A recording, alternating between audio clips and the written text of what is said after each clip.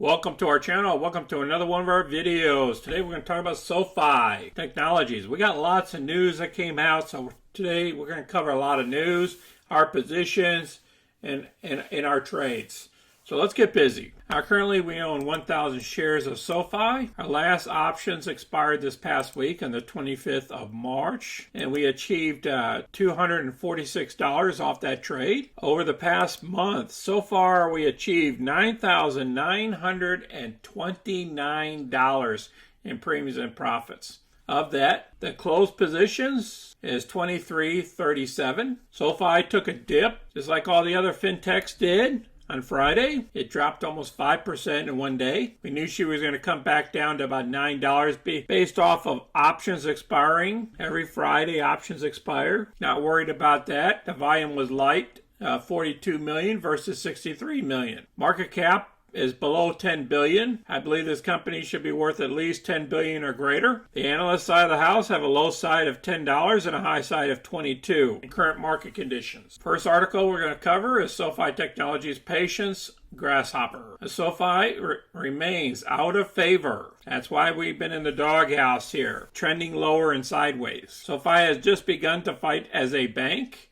Profits will take time to appear. They're stating the obvious here. Long-term investor will buy stocks when they're out of favor, either with cash or money from what is in favor. They will also shut out the noise and let time work for them, knowing that spring will come eventually. It is not easy when the market is pounding on a position like ours in SOFI. On March 21st, the shares were fighting to reach $10. And he's talking about his position.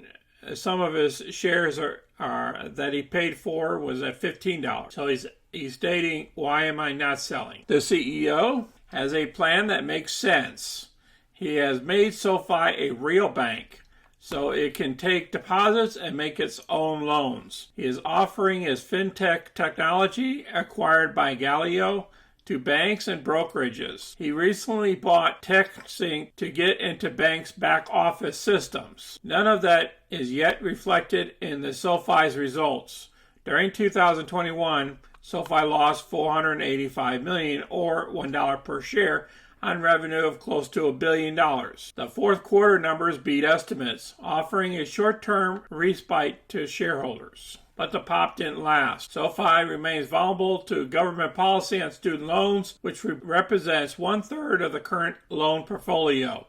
That's what's weighing heavily on the stock. A slowing economy could mean losses in the personal loan portfolio. Then they talk about completing its acquisition of Golden Pacific. This will transform SOFI's numbers. And they're talking about the upcoming quarter is going to be another loss of 14 cents per share is expected. No matter how attractive SOFI may look right now, this means the stock is going nowhere fast. So this gentleman is still believing in the stock, and investors shouldn't put all their money on one stock. But now is the time to slowly accumulate what is out of favor and can nibble on SOFI while keeping most of your money is what is working, like Bank of America. So they're stating that you can own the stock, but then also buy what's in favor now as well. I'm going to place this article down below. Here's another article that came out. 3 stocks down 50% or more that Wall Street could normally double. And guess what? Ours is on the list down here at the bottom. It's down only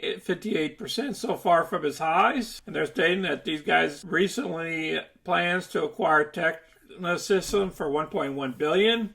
I'll place this article down below as well. Now this is our new service that we'll provide. SOFI launches no-fee cryptocurrency purchases for direct deposit members. That would promote more people to have their direct deposits with SOFI. This is great promotional. I want you guys to read this and really read into this and how it works if you're interested. Now another article came out, 3 top tech stocks under $20 per share. And they're talking about if you would have bought Amazon when it was under $10 in the early 2000s, I mean, you would be a multi-millionaire at $3,000 a share. So it's a big difference between $10 and $3,000. So they're stating that this stock could be another Amazon. So I'm going to place this article down below for you to review. One more great news here. We have Galileo accelerates Latin American growth with expansion into Colombia. Remember, we purchased this company some time ago with SOFI, and it'll talk to you more about this down here. There's so much information here. So I'm going to place this article down below as well. And this is the reason why I like SOFI. They keep providing more and more services to different banks through their back offices. They got a lot of different services that they can make money off of. Well, you guys made it to the end here. I'm going to show you my positions that are currently open. I still have MU that closes out on 1st of April, and the other half of DVN. And on our cover calls, we got AMD and Coin, April 1st and 20th of May. Okay, so far this month, our pluses and minus comes out to 31.78. We picked up a new position in Upstart, UPST. We got put the stock over the last day or so, and nothing else has changed. Please smash that like button and subscribe so you can get our future content. I appreciate everybody watching. You guys be careful out there. Remember, the markets are crazy right now. Stocks are going to be going up and down. A lot of volatility. Until next time, this is Sonny. I'm out.